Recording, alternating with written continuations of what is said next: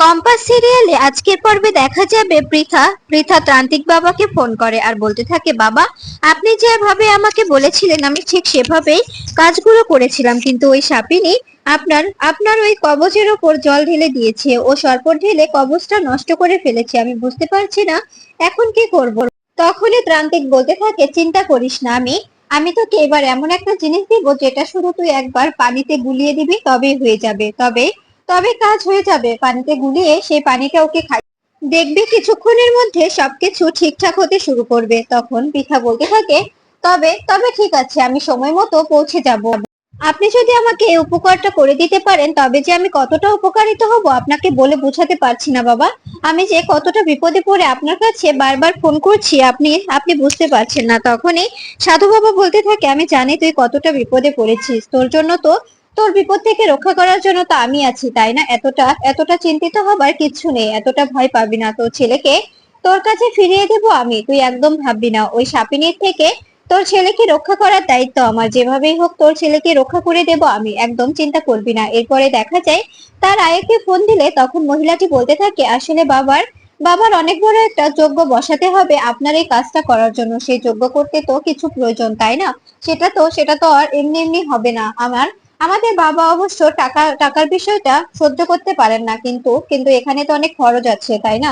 অনেক অনেক কিছু কিনতে হয়, অনেক রকম অনেক কিছু সাজাতে হয়, সেগুলো করতে তো অনেক টাকার প্রয়োজন। তখন এই কথা শুনে পৃথা বলতে থাকে, চিন্তা করবেন না, আমি আমি যা যা লাগে আমি দেব, কোনো কোনো সমস্যা হবে না, কিন্তু আমার ছেলেটাকে আমি আমি আমার কাছে ফিরে পেতে চাই। তখন এই কথা শুনে দেখা যায় মহিলাটি বলতে থাকে, হ্যাঁ আমি আমি আমি আপনাকে বলছি, ওই ওই 30,000 মতো লাগবে, এরকম দিলেই কাজটা হয়ে যাবে। আপনি আপনি টাকাটা রেডি করে দিয়ে যাবেন, সবকিছু হয়ে যাবে। তখন পৃথা বলতে থাকে, ঠিক আছে আপনারা চিন্তা করবেন না, আমি সময় মতো টাকাটা পৌঁছে দেব। তখনই আড়াল থেকে সবকিছু শুনে ফেলে কম্পাস। কম্পাস শুনে অবাক হয়ে যায়। কম্পাস আড়াল থেকে সবকিছু শুনতে থাকে পৃথার কথাগুলো। পৃথা বলতে থাকে, আমি যদি কাউকে দিয়ে পাঠাতে না পারি আমি নিজেই যাব, নিজেই গিয়ে বাবার হাতে টাকাটা দিয়ে আসবো, কিন্তু আমার আমার এই এই জিনিসগুলো করে দেওয়া দরকার। এদিকে দেখা যায় মোনালিসা সেনাপতিকে সঙ্গে নিয়ে চলে এসেছে কলেজে।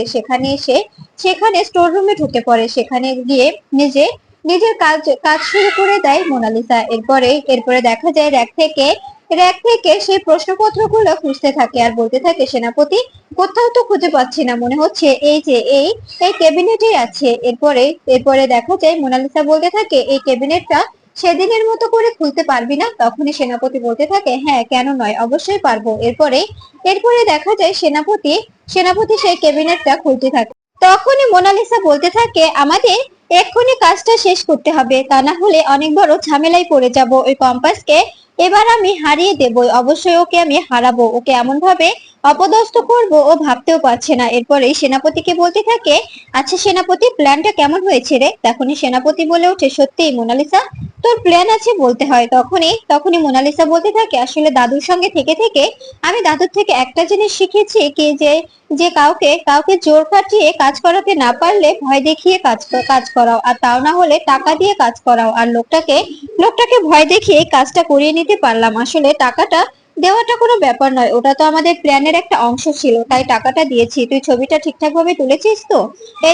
এদিকে দেখা যায় পৃথা পৃথা সবকিছু ব্যাপারে কথা বললে সবকিছু আড়াল থেকে শুনে ফেলে কম্পাস। পৃথা বলতে থাকে, আপনারা একদম ভাববেন না, আপনি একদম ভাববেন না, আমি সময় মতো পৌঁছে যাব, সেখানে গিয়ে আপনাদের হাতে টাকাটা দিয়ে দেব। একদম একদম ভাবার কিছুই নেই, একদম ভাবার মতো কিছু হয়নি। তখন এই কথা শুনে তান্ত্রিক ও তার তার সঙ্গে থাকা মেয়েটি অনেক খুশি হয়ে যায়। এদিকে দেখা যায় কম্পাস এই কথাগুলো শুনে বিহানের ঘরে চলে আসে। সেখানে এসে কম্পাস ভাবতে থাকে, কাকিমণি এসব কি বলছে? কাকিমণি কি তবে কোনো তান্ত্রিকের ফাঁদে পড়ে গেছে? কাকিমণি কি কোনোভাবে কোনো তান্ত্রিকের জালে জড়িয়ে পড়েছে? আমাকে সেটা জানতে হবে, আর কাকিমণিকে এই জাল থেকে বের করে আনতে হবে কোনোভাবে। কাকিমণিকে এই জালে বিছতে দেওয়া যাবে না। এদিকে দেখা যায় সেনাপতি সেই কথাগুলো ভাবতে থাকে, কিভাবে সেই সিকিউরিটি গার্ডের ভিডিওটা করে রেখেছে। তখনই মোনালিসা বলতে থাকে, কি হলো সেনাপতি, কথা বলছিস না কেন? বল, তুই ভিডিওটা করেছিস তো? তখনই সেনাপতি বলতে থাকে, হ্যাঁ রে মোনালিসা, তুই চিন্তা করিস না,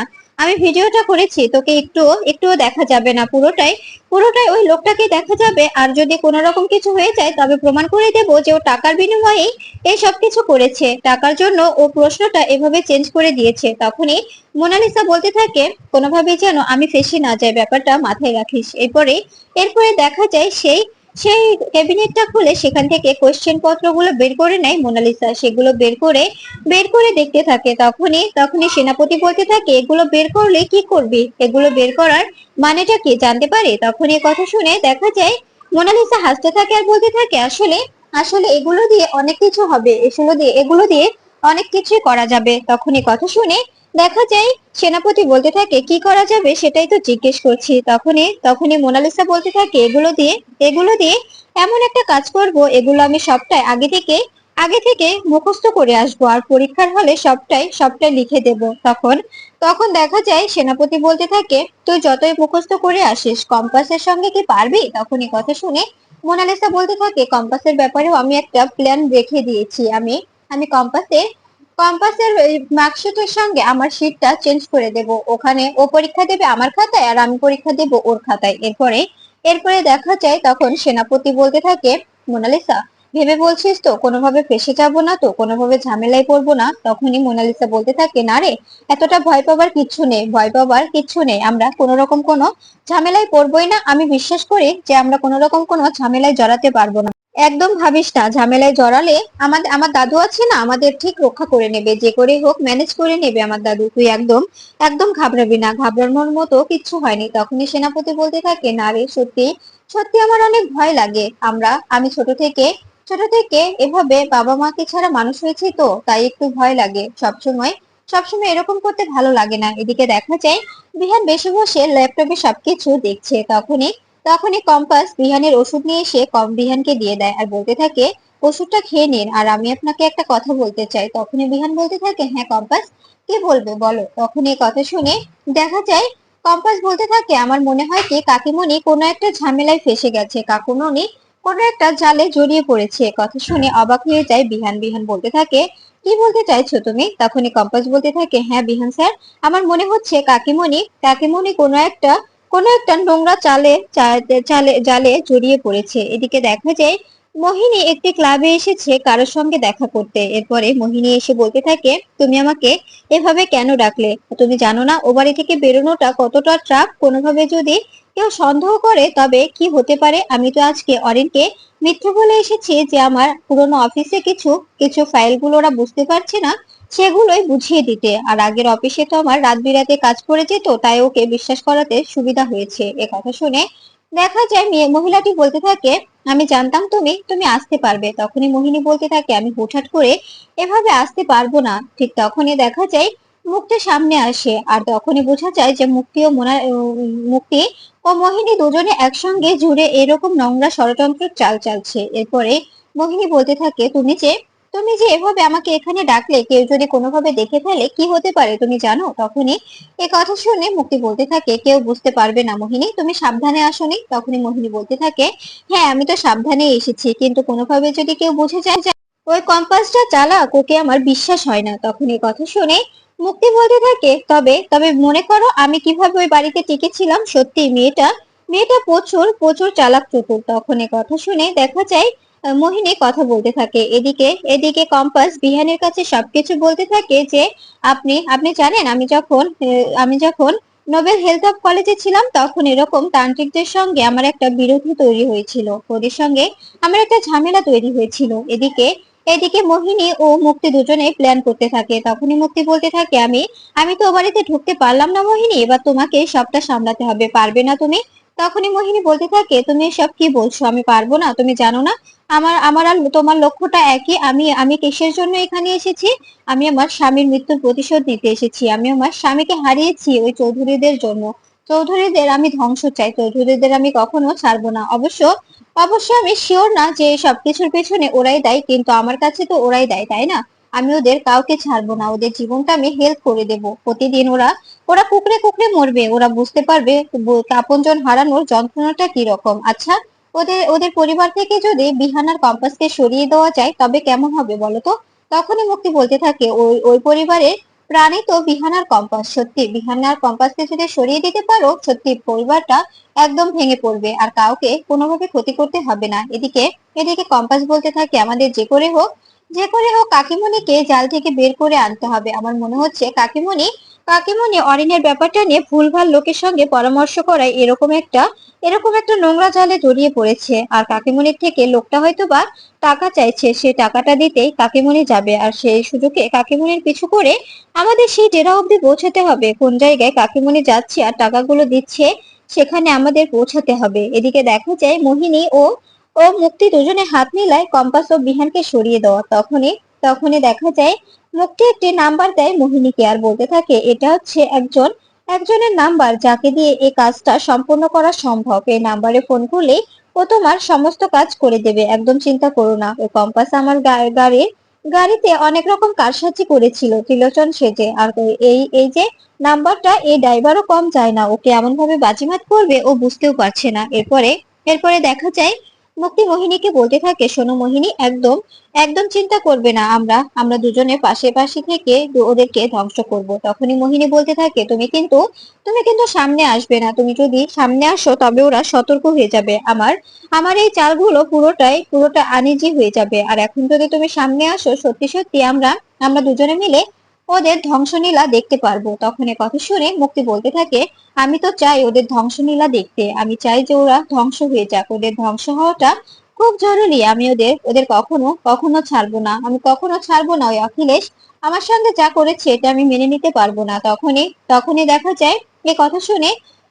যায় মোহিনী বলতে থাকে কম্পাস ও বিহানকে যদি সরিয়ে দেওয়া যায় ঋতুজা চৌধুরী তো এমনিতেই ভেঙে পড়বে আর তোমার রাস্তাটাও একদম একদম সোজা হয়ে যাবে। আর অখিলেশ চৌধুরী তাকে তো তোমার তোমার বোঝানো কোনো ব্যাপারই নয়, তাই না? তখনই মুক্তি বলতে থাকে একদম একদম ঠিক বলেছো, আমার ওই অখিলেশ চৌধুরীকে ফাঁসানো দু হাতের খেল। তখন এ কথা শুনে মোহিনী বলতে থাকে তবে তবে আজকে উঠি। তখন এদিকে পৃথা সেই তান্ত্রিকের কাছে যাওয়ার জন্য বাড়ি থেকে বেরিয়ে পড়েছে। পৃথার পিছু করতে থাকে কম্পাস পৃথার পিছু পিছু তান্ত্রিকের কাছে যাওয়ার জন্য রেডি হয়ে যায়। কম্পাস ও বিহান দুজনে পৃথার পিছু করতে থাকে। এদিকে দেখা যায় পৃথা গলির মধ্যে দিয়ে দিয়ে সেই তান্ত্রিকের বাড়িতে যেতে থাকে। তখনই কম্পাস বিহানকে বলতে থাকে দেখেছেন বিহান স্যার, আমি বলেছিলাম না যে কাকিমণি এরকম কোন একটা জালে জড়িয়ে পড়েছে, ওই লোকটার কাছে যাচ্ছে, দেখবেন আজকে ওখানে গেলে আমরা সবটা সবটা জানতে পারবো, ওখানে গেলে সব সত্য বেরিয়ে আসবে। তখন